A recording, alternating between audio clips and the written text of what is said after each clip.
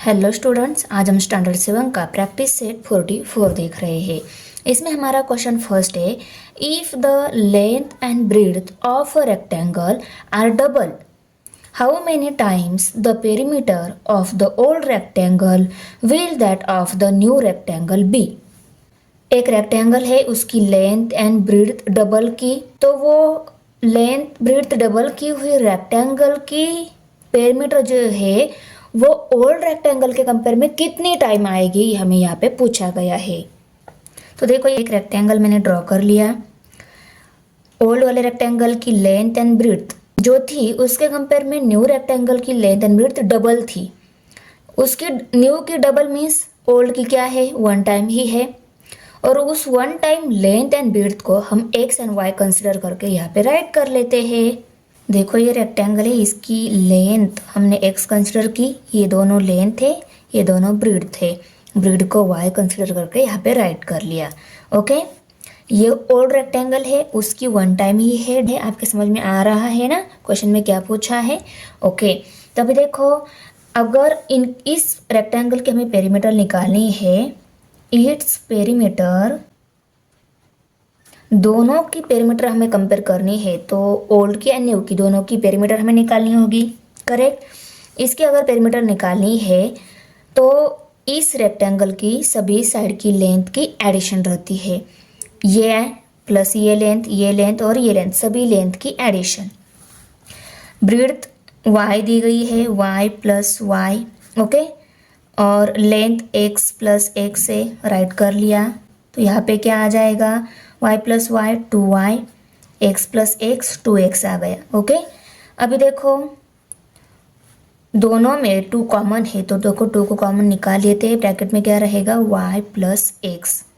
तो ये क्या आ गई, पेरीमीटर इस ओल्ड रेक्टेंगल की। ओके, अभी हम इस रेक्टेंगल की लेंथ एंड ब्रेड्थ डबल कर देते हैं। लेंथ x है, उसको 2x बना देते हैं, वो डबल हो जाएगी। करेक्ट। यहाँ पे देखो 2 हम राइट कर लेते हैं, ये भी 2i और ये भी 2y। ओके, अभी ये न्यू वाला रेक्टेंगल है, इसकी पेरीमीटर हमें निकालनी है, तो इसकी सभी साइड की लेंथ जो है उसकी हम एडिशन करेंगे। तो देखो 2x plus 2x, okay, 2x plus 2x, 2y plus 2y, 2y plus 2y। Okay, तो देखो 2x प्लस 2x 4x हो गई, 2y प्लस 2y 4y हो गए। अभी दोनों जगह 4 कॉमन है, 4 को कॉमन निकाल लेते हैं। ब्रैकेट में x प्लस वाई आ जाएगा।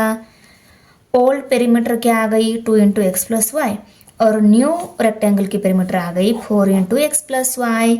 अभी कितने टाइम हो गई, ये 2 इंटू एक्स प्लस वाई है, और ये क्या है, 2 की डबल है 4 into x plus y means क्या हो जाती है, 2 टाइम से। आया समझ में, ये 2 है और ये 4 है मीन्स इसकी ये क्या है, 2 टाइम्स है मीन्स। तो देखो, आपको समझ में आने के लिए इस 4 को मैं 2 multiply by 2 x plus y ऐसे लिख लेती हूँ। देखो, ये और ये इक्वल है, पर इसको 2 टाइम्स करने के बाद ये 4 इंटू एक्स प्लस वाई हो जाएगा। इससे हमें पता चलता है कि ये क्या है, 2 टाइम्स है इसके कंपेयर में। तो देखो, हम आंसर में लिखेंगे the perimeter of the new rectangle is twice the perimeter of the old rectangle. Understand. तो देखो, यहाँ पे ओल्ड पेरीमीटर रेक्टेंगल जो है इसमें हमने 2 इंटू वाई प्लस एक्स लिखा है। आप मुझे बताओ, इस y प्लस एक्स को अगर हम x प्लस वाई लिखते हैं तो कोई चेंज आएगा क्या, नहीं आएगा। इसीलिए ये y plus x and x plus y क्या है, इक्वल है। नहीं तो आप लोग बोलोगे मैम आप तो यहाँ पे x प्लस वाई ऐसा बोल रहे हैं, पर यहाँ पे y प्लस एक्स है, ये कोई डिफरेंट है क्या, नहीं, सेम ही है। आखिर में उन दोनों की यहाँ पे भी एडिशन ही होगी और यहाँ पे भी एडिशन ही होगी। आ रहा है समझ में, x को पहले लिखा या x को बाद में लिखा, फाइनली इनकी एडिशन ही होगी। ओके, इसलिए ये दोनों क्या है, इक्वल है। क्वेश्चन नंबर 2 है, if the side of a square is triple, how many times the perimeter of the first square will that of the new square be. नए वाले की 3 टाइम्स बोला है मीन्स व्हाट, पुराने वाला जो है स्क्वायर उसकी साइड 1 टाइम ही रहेगी। तो इसको हम पुराना वाला कंसिडर कर कर इसकी सभी साइड स्क्वायर की सभी साइड सेम लेंथ की रहती है, तो इसकी सभी साइड हम x कंसिडर करके यहाँ पे राइट कर लेते हैं। इस स्क्वायर की सभी साइड की लेंथ हमने x कंसिडर की और यहाँ पे राइट भी कर लिया। अभी इसकी पेरीमीटर निकालनी है, तो यहाँ पे हम लिख लेते हैं perimeter of the old square. Okay, इसको ओल्ड कंसिडर किया है तो इसकी हम पेरीमीटर निकाल लेते हैं। Perimeter of the old square, किसी भी क्लोज फिगर की पेरीमीटर हमें निकालनी है तो उसकी क्या रहती है, सभी साइड की लेंथ की एडिशन। तो इसकी सभी साइड x ही है, तो हम x की 4 टाइम 1 2 3 4 टाइम एडिशन कर लेते हैं। x plus x plus x plus x, कितने x हो गए, 4x हो गए, 4x। ओके, पेरीमीटर कितनी आ गई, 4x। अभी हम और एक स्क्वायर ड्रॉ कर लेते हैं, उस स्क्वायर की साइड हम ट्रिपल कर देते हैं। देखो साइड ट्रिपल दिखाई, ये हमारा ABCD स्क्वायर है। ओके, और इस स्क्वायर की हमें पेरीमीटर निकालनी है, तो हम क्या करेंगे, इसकी सभी साइड की लेंथ की addition. 3x plus 3x plus 3x plus 3x, 3x 4 time है तो 3x 4 टाइम लिख के हमने एडिशन राइट की, equal to 3 plus 3 6, 6 plus 3 9, 9 plus 3 12 हो गए, तो 12x आ गई। पुराने वाले स्क्वायर की पेरीमीटर 4x और नए वाले स्क्वायर की पेरीमीटर 12x आ गई। तो इसके ये कितनी टाइम है, 4 के कितनी टाइम है, 12, 4 के 12 ये 3 टाइम्स है। तो देखो इसको ही हम कैसा लिख सकते हैं, 3 मल्टीप्लाई बाय 4x। देखो ये भी 4x ये भी 4x, और ये क्या है, 4x को 3 टाइम करने के बाद 12x हो जाता है 3 टाइम से, क्योंकि इसको 3 से मल्टीप्लाई करने के बाद ये 12x मिल जाता है। इसको सपोज हमने इक्वेशन नंबर 1 लेबल कर लिया, और ये जो वैल्यूज़ है इसको इक्वेशन नंबर 2 लेबल कर लिया। तो यहाँ पे हम लिख सकते हैं, फ्रॉम 1 एंड 2 से हमें ये पता चलता है कि न्यू जो स्क्वायर है उसकी पेरीमीटर 3 टाइम्स है ओल्ड के कंपेयर में। The perimeter of the new square is 3 times the perimeter of the old square. Question number 3 है, given along side is the diagram of a playground. ये diagram दी गई है playground की। It shows the length of its sides, ये इसकी side show कर रही है, साइड की लेंथ शो कर रही है। Find the perimeter of the playground, इस प्लेग्राउंड की हमें पेरीमीटर निकालनी है। तो आप लोग बोलोगे मैम यहाँ पे इस डायग्राम में ये प्लेग्राउंड दिया है पर इसकी सभी साइड की लेंथ भी नहीं दी गई है, ये लेंथ नहीं दी गई है, ये लेंथ नहीं दी गई है, तो हम कैसे निकालेंगे। तो आपका दिमाग कितना चलता है ये देखने के लिए उन्होंने ये क्वेश्चन डाल दिया है। देखो ये साइड दी नहीं गई है पर आप ये साइड की लेंथ निकाल सकते हो। ये लेंथ कंपेयर करके आप इसको यहाँ पे निकाल सकते हो। ये लेंथ और ये बड़ी लेंथ ये कंपेयर करके आप ये लेंथ भी निकाल सकते हो। ये जो C पॉइंट है इसी पॉइंट से लेकर मैं इस FE पर ड्रॉ कर लेती हूँ। क्यों ड्रॉ कर लेती हूँ आपको जल्दी ही समझ में आ जाएगा। सपोज मैं इसको P लेबल कर लेती हूँ। अभी आप मुझे बताओ ये CP लेंथ कितनी है। ये DE अगर 15 मीटर है तो CP भी क्या रहेगी, 15 मीटर रहेगी। मैं इसको 15 मीटर लेबल कर देती हूँ। ओके, ये अगर 15 मीटर है तो इसके आगे वाली देखो C पॉइंट से यहाँ से अगर हम स्ट्रेट जाते हैं, यहाँ पे ये पॉइंट जो आ रहा है इस पॉइंट से लेकर यह पॉइंट तक भी कितना डिस्टेंस रहेगा, 15 मीटर ही रहेगा, करेक्ट। तो इसको हम 15 मीटर लेबल कर लेते हैं। ओके, ये 15 मीटर हो गया।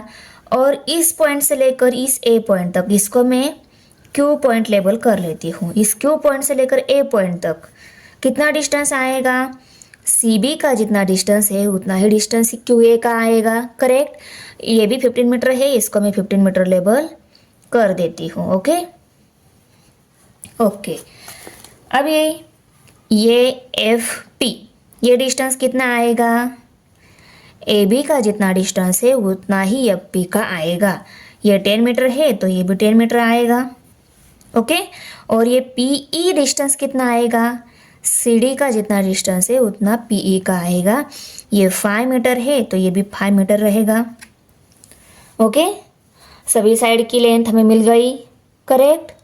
ओके, सभी साइड की लेंथ मिल गई। अभी हमें इस प्लेग्राउंड की पेरीमीटर अगर निकालनी है तो इस क्लोज शेप फिगर की सभी साइड की लेंथ की एडिशन लेनी होगी। ओके, तो मैं यहाँ पे सभी साइड की लेंथ की एडिशन लिख लेती हूँ। The perimeter of the playground equal to A B, ये distance, okay, A B plus B C plus C D, ये भी आएगा, okay, C D plus D E आएगा। ओके, उसके बाद में E P plus P F plus F Q plus Q A. इस close figure है, इस फिगर की हमने पेरीमीटर निकालने के लिए इसकी सभी साइड की लेंथ की एडिशन ले ली। यहाँ पे ये सी पी जो डिस्टेंस है, ये डिस्टेंस कितना आएगा ये समझाने के लिए ये डॉटेड लाइन मैंने ड्रॉ की है। ये क्लोज शेप फिगर की साइड नहीं है, अंदर की साइड है ये, ओके, इसलिए हम इसको इसकी पेरीमीटर निकालते टाइम एडिशन में नहीं लेंगे। क्लोज शेप फिगर की साइड की लेंथ ही लेनी होती है। ओके, तो यहाँ पे देखो सभी की लेंथ हम पुट कर लेते हैं। ए बी 10 मीटर है, पुट कर लिया, प्लस बी सी 15 मीटर है, 15 metre, plus C D 5 metre है, 5 metre, plus D E 15 metre है, 15 metre, plus E P 5 metre है, 5 metre, plus P F 10 metre है, 10 मीटर राइट कर लिया, प्लस एफ क्यू 15 मीटर है, 15 मीटर, प्लस क्यू ए भी 15 metre है, 15 मीटर हमने राइट कर लिया। ओके, अभी हम इनकी एडिशन करेंगे। देखो 15 15 15 15 60 हो गए। ओके, इन दोनों की 30, इन दोनों की 30, 60 हो गए। 60 प्लस 10 70, 70 प्लस 5 75, 75 प्लस 5 80, 80 प्लस 10 90, तो कितनी आ गई 90 metre. The perimeter of the playground is 90 metre. Question number 4 है, as shown in the figure 4 napkins all of the same size were made from a square piece of cloth of length 1 meter. What length of lace will be required to trim all 4 sides of all the napkins? Okay, तो देखो इस question में क्या बोला गया है, 4 napkin है same size के और उनसे क्या फॉर्म होता है, square piece of cloth form होता है और उसकी लेंथ कितनी है 1 मीटर। मीन्स यहाँ से यहाँ तक ये जो लेंथ कितनी है 1 मीटर है। ओके, यहाँ से यहाँ तक, और इस सभी 4 नैपकिन्स को इनकी सभी साइड को हमें लेस ट्रिम करनी है तो कितनी लेस लगेगी ये हमें निकालना है। ओके, तो देखो ये 4 नैपकिन्स है, करेक्ट। तो हम क्या कर लेते हैं, एक जो नैपकिन है उसकी लेंथ निकाल लेते हैं। एक नैपकिन की लेंथ निकाली तो क्या हो जाएगा, उस नैपकिन की हम पेरीमीटर निकाल सकते हैं। ओके, तो देखो मैं एक नैपकिन यहाँ पे फिगर में ड्रॉ करके उसकी लेंथ निकाल लेती हूँ। एक नैपकिन मैंने ड्रॉ कर लिया, तो इस एक नैपकिन की लेंथ कितनी आएगी, ये पूरी अगर 1 मीटर है मीन्स इन दोनों नैपकिन की लेंथ दी गई है वो 1 मीटर है। एक ही नैपकिन की हमें निकालनी है तो कितनी आएगी, ½ मीटर आएगी, करेक्ट। ओके, ये लेंथ ½ मीटर है तो ये भी हाफ आएगी, ये भी हाफ आएगी और ये भी हाफ आएगी। ओके से उन्होंने बोला है कि वो स्क्वायर पीस है, ऐसा बोला है। ओके, इसीलिए ये अगर हाफ है तो ये भी हाफ मीटर, ये भी हाफ मीटर और ये भी हाफ मीटर। और अभी देखो इस नैपकिन को कितनी लेस लगेगी हमें निकालना है, तो हम क्या करेंगे, इस नैपकिन की पेरीमीटर निकालेंगे। पेरीमीटर जितनी आएगी उतनी ही लेंथ की इस नैपकिन को लेस लगेगी ट्रिम करने के लिए। करेक्ट। एक नैपकिन की पेरीमीटर निकालने के बाद उसको करेंगे हम 4 से मल्टीप्लाई। एक नैपकिन की पेरीमीटर आएगी, उसको 4 से मल्टीप्लाई करेंगे, क्योंकि ये एक नैपकिन की पेरीमीटर मिल गई, हमें 4 नैपकिन के लिए कितनी लेस लगेगी ये निकालना है। करेक्ट। तो हम क्या करेंगे, एक नैपकिन की पेरीमीटर निकालने के बाद उसको करेंगे 4 से मल्टीप्लाई। 4 से मल्टीप्लाई करने के बाद जो वैल्यू आएगी मीटर में, उतनी मीटर की लेस क्या लगेगी, इन सभी 4 नैपकिन्स को ट्रिम करने के लिए लगेगी। अंडरस्टैंड। तो चलो हम एक नैपकिन की पेरीमीटर निकाल लेते हैं। तो देखो हमने राइट कर लिया, the side of the square shape cloth is 1 metre. Square shape cloth जो है उसकी साइड कितनी दी गई है, 1 मीटर। यहाँ पे हमने राइट कर लिया। It is divided into 4 equal parts. इसको क्या कर लिया, 4 इक्वल पार्ट्स में डिवाइड कर लिया। हम एक नैपकिन की पेरीमीटर निकालेंगे। Therefore the perimeter of 1 square shape napkin equal to half plus half plus half plus half. इन दोनों हाफ की 1 और इन दोनों के हाफ की 1 कितनी हो गई, 1 + 1 2 हो गई, 2 मीटर। ओके, एक स्क्वायर शेप नैपकिन जो है उसकी पेरीमीटर 2 मीटर आ गई। अभी हमें सभी के लिए लेस कितनी लगेगी ये निकालना है। तो इस एक स्क्वायर शेप नैपकिन की जो पेरीमीटर मिली है उसको हम 4 से मल्टीप्लाई करेंगे, क्योंकि हमें 4 नैपकिन्स के लिए कितनी लेस लगेगी वो निकालना है। Therefore the total perimeter of 4 napkins is equal to 4 × 2 metre. 4 napkins की निकालनी है। हर एक नैपकिन के पेरीमीटर 2 मीटर है, तो 4 × 2 कर लिया, 4 × 2 = 8। तो 8 मीटर इतनी लेस लगेगी इन सभी नैपकिन्स को ट्रिम करने के लिए। Okay, the length of the required lace is 8 metre. तो यहाँ पे हमारा प्रैक्टिस सेट 44 फिनिश हो रहा है। बच्चों, आपको वीडियो कैसी लगी, अच्छी लगी तो लाइक करना है, फ्रेंड के साथ शेयर करना है, हमारे चैनल को सब्सक्राइब ज़रूर करना है। इस मैथ्स के वीडियो के साथ साथ अगर आपको अदर सब्जेक्ट के वीडियो चाहिए तो हमारे वीडियो के डिस्क्रिप्शन में आपको लिंक मिल जाएगी। ओके, मिलते हैं नेक्स्ट प्रैक्टिस सेट में। बाय।